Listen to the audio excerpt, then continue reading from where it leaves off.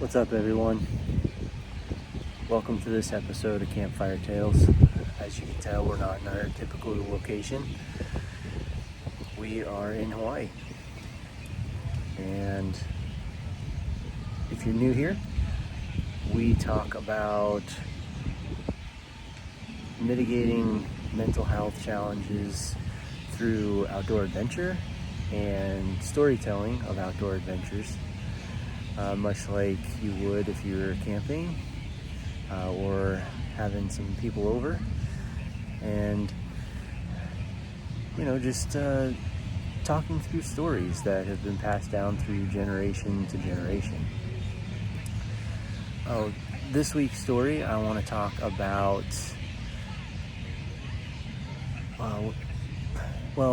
it's kind of a multi-story, but I just want to talk about growing up in upstate New York and fishing with my dad. There's one time specifically, our cousin had a furniture shop up near Stillwater, and he had a dock right on, I think it was the Hudson River. It might have been the Mohawk, but I'm pretty sure it was the Hudson River. But he had a dock out behind the shop. And this particular time, my dad, he brought multiple friends, because that's what he did. Always made sure that everyone was engaged and everyone was involved. But beyond that, I think he did a lot of that for me. But also, I think he did it for other kids that didn't necessarily have that opportunity as much. And so I'm really grateful for that, because I see the value in what the outdoors can provide at this point in my life. And I hope even if one of them chooses to teach their kids how to fish, that we can continue to push that to future generations. So anyway,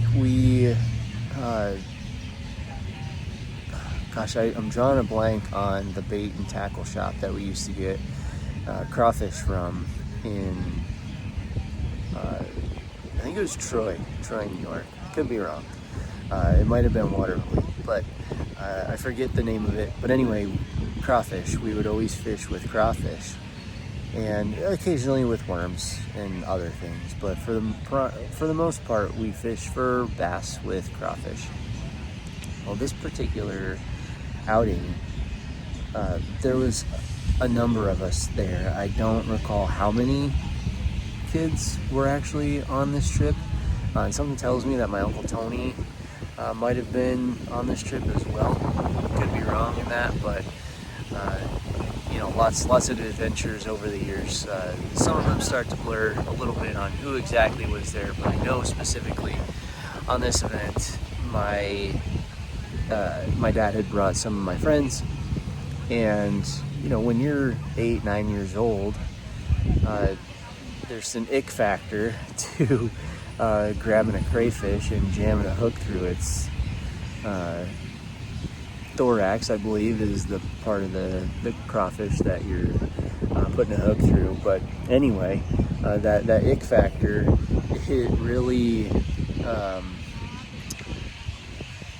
did a disservice to my dad on this trip, especially because every time we would cast, we were catching a fish. It was unbelievable. It was, one of those days that was just magic on the river.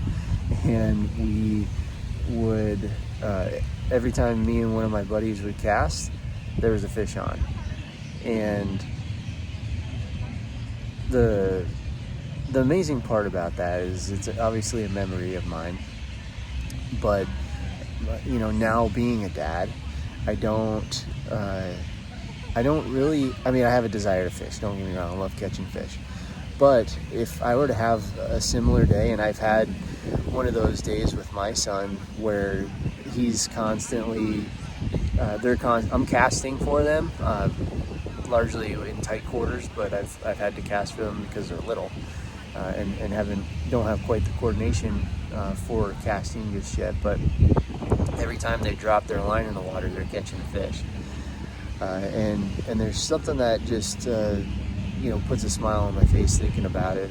A lot of the fact is that I was fishing with my dad, but also the fact that I've now had that same experience as a father, where I've had to, I don't want to say sacrifice because that's not the right word. I've put my own desires to catch a fish aside to give my kid the best experience that he possibly could. And I mean, it really does put a new perspective on outdoor adventures. And to be completely honest, it's a really good feeling knowing that the same excitement that I experienced as a kid catching fish with my dad, I'm now having with my own son. And I've even had a couple opportunities, not many, and certainly not enough, because I certainly wish we have more, and hope to have a lot more in the future. But time is unfortunately not on our side, in that sense that time is going faster than we can unfortunately make more memories like that. But we've had a few opportunities where we've all three generations have been together, and all of us are catching fish. So it's a pretty awesome feeling when that happens, and I look forward to the day where we get to do the same when it comes to hunting, and we get to that point. But anyway, yeah, so let's talk a little bit more about other fishing trips. We went to, I forget the name of the state park. Maybe there's only one, I don't know, but there's a state park in the state of Rhode Island that has a giant, I would call a lake, most people would call a lake, but the Rhode Islanders call it a pond. And by definition, I believe no matter the surface area of a body of water, a definition of a pond versus a lake is actually defined by how deep it is. So in this case, they define this particular body of water pond. Anyway, the pond that we were fishing at, my dad's godfather has a house, not on the lake, but in a subdivision that has a boat launch. And naturally, the boat dock, it doesn't get a ton of pressure, and there's tons of crappie in this lake.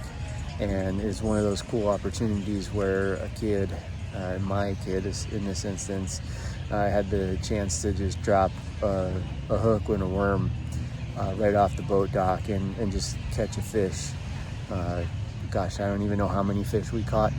We caught a lot of stinging fish that day, but it was an amazing experience. And unfortunately, our youngest son, he caught pneumonia on that trip, so he wasn't able to participate in the fishing. But it was amazing to have all three generations on that particular trip.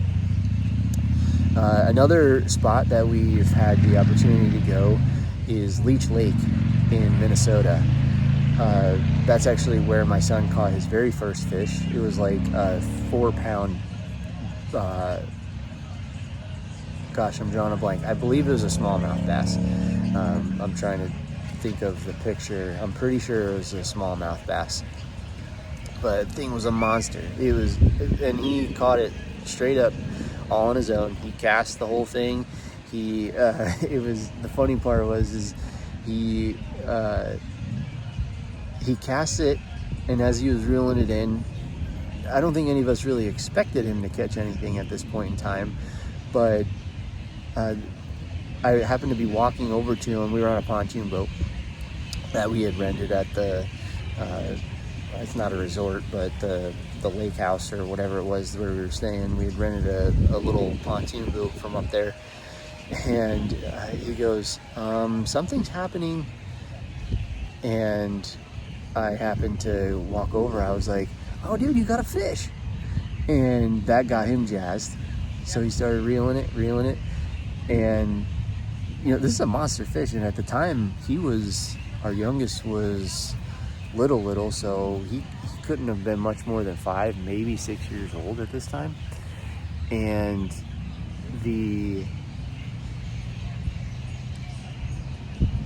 the rod kept bending so much that it was like bringing the rod into the water. And so I had to give him a little bit of assistance on just keeping the tip of the rod up. But he got it all the way to the boat all on his own, and I netted it for him. So he really truly did the whole thing on his own. And what an exciting opportunity for a kid that size to catch such a large fish for their very first fish. The kid's got some insane luck when it comes to that. He got his first pheasant not too long ago. We'll tell that story here in a few episodes. And yeah, just wow. And I'll share a picture of that here on this episode, so you can see how truly big this bass was that he had as his first fish.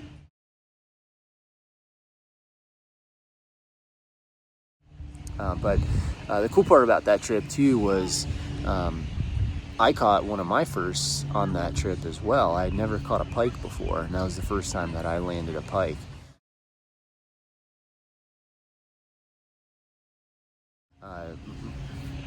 Being in the West and in places where water isn't very easily accessible, there's a lot of private lakes, there's a lot of private access, and our fishing is, if you don't have a boat, it's really limited. But in this particular case, the fish were just huge, and he actually landed his first pike on that trip too. And these were big fish. I mean, they're at least 24 inches long, which is huge for me fishing out west. We usually fish streams where you're lucky to catch an 18-inch rainbow or something like that, or even a big brown on one of our bigger rivers. But to catch a fish of that size was truly an experience that I'll never forget. And then on top of it, my dad was also with us on that trip, so we had 3 generations on that trip.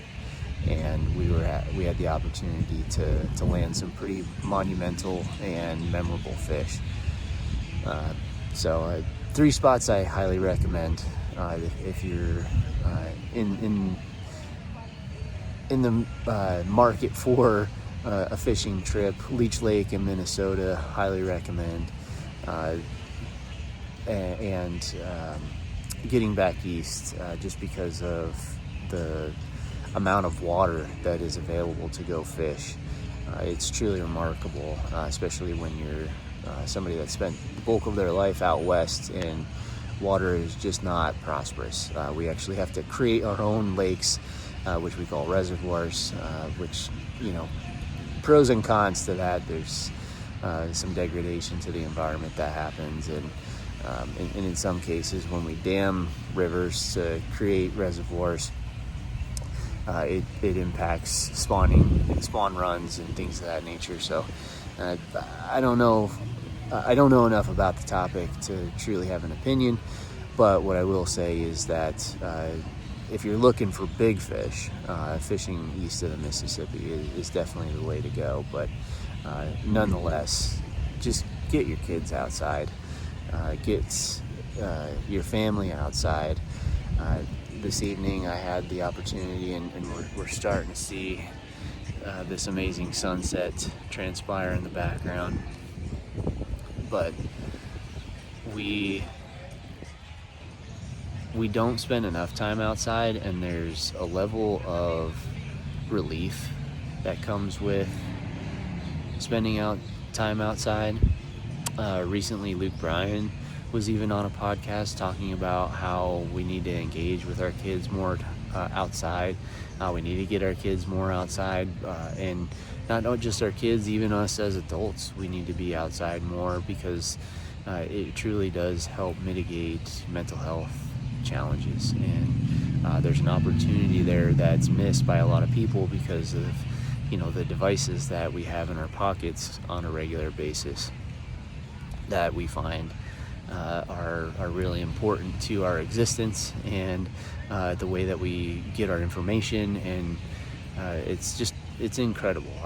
So backing up a few seconds ago to what I was just about to get into before I got into that is tonight's my last night in Hawaii.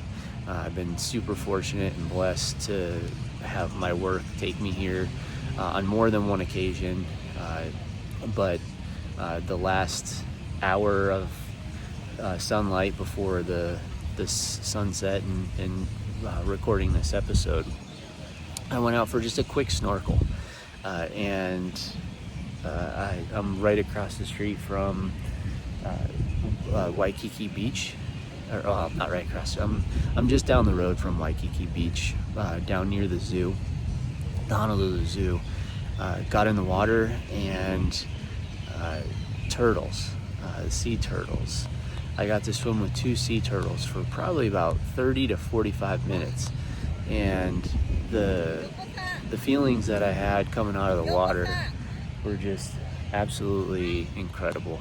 I have no bad feelings in my body at the moment. Everything is feeling good. On top of that, I'm getting to go home and see my family after being gone for a few days. But and on that note, I'd like to say that I would really love to normalize a +1 on work trips. All right. When I say that, I'm not just talking about our spouses. And yes, our spouses they deserve to come on these trips with us from time to time. But I think our kids should too. Our kids should experience what we do as adults in certain situations, okay? I'm not talking about the customer engagement that happens maybe after hours, but what I do think that we need to do is I really want to normalize +1s on business trips for our kids to come along and see how hard we're actually working when we're on the road. And not that my kids don't know, they very well know how hard I work when I'm traveling, but also just to experience these things that, when we're taken to beautiful places or just taken to places that we wouldn't normally think of to go on vacation, and we get a half a day before our flight leaves in the evening, or we get in early in the morning and we have a half a day before the festivities start in the afternoon, to do a little bit of exploring, that little bit of outdoor time. And if you spend just a few minutes researching something to do together before the business part of it starts, gosh, I think it can be truly monumental and life-changing for a lot of people. I don't know. So I'm really curious to what everyone thinks of that. It could be logistically challenging, but I really think that there's some meat on the bones there for people to think about, businesses to think about how they can cover. You're already paying for one flight and hotel. Flights these days, sure, it's $500. That's kind of peanuts in a lot of businesses. I would say that, and depending on what airlines you have them fly, there's opportunities for companion passes and buddy passes and all the things for you to eventually accrue free flights, right? So anyway, where I'm going with that is I think that there's an opportunity for the ones that we love to not necessarily spend so much time away from them, but get them engaged in what we're doing. And sure, that may mean that they have to take a little bit of time away from their work or their job, but there's also an opportunity there for the reciprocal factor for us to get more involved in each other's lives. And not saying that we need to be up each other's business and making decisions or anything like that, but we spend far more time often with the people that we work with than the people that we love. And it would be amazing if we kind of chunked away at some of that a little bit. So anyway, let me know what your thoughts are down in the comments on that. Really curious if it's a positive thing, a negative thing, especially from any business owners out there, how you feel about picking up the tab on an extra flight for a +1. to attend on any kind of work, business related trip. So with that being said, I'm going to shut this off and enjoy this last little bit of this beautiful Hawaiian sunset. I thank you very much for being here. I really appreciate y'all listening. And don't forget to salute the outdoors. Please like and subscribe if you enjoyed this content, and let us know in the comments again about travel, but also let us know if there's any stories that you have that you'd like to participate on future episodes and talk about how the outdoors help curb your mental health challenges. Thanks so much.